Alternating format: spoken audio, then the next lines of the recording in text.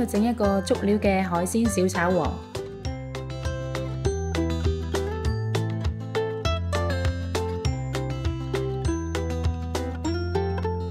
韭菜花切去尾部較老嘅部分，剩餘嘅部分切斷。蝦乾、銀魚乾同菜脯分別用熱水浸至軟身。將薑同乾葱切片，蒜頭切碎。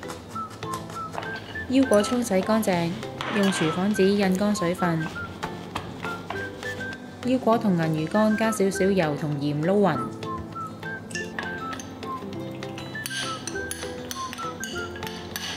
開細火加熱，將腰果同銀魚乾拌炒至香脆。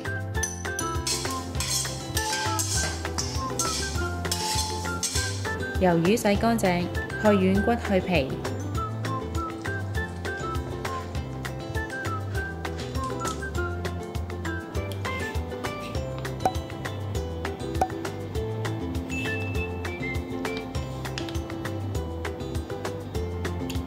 先界菱形紋，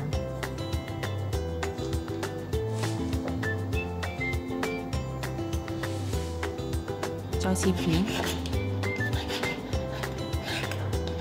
將魷魚片放入滾水煮大概1分鐘，撈起瀝乾備用。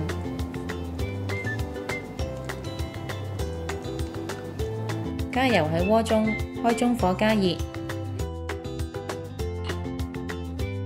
先爆香薑片、乾葱、蒜頭，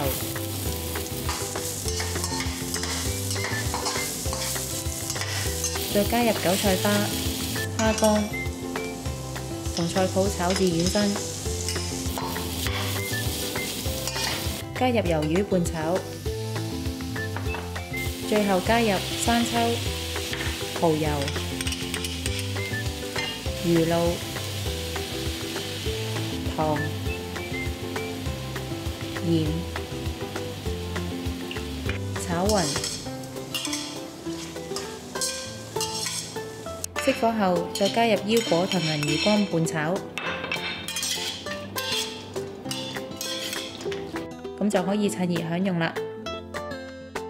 鍾意我哋條影片嘅朋友可以 Like、Subscribe、Share， 同埋記得撳着個鐘仔，可以第一時間收到我哋嘅最新資訊同埋影片。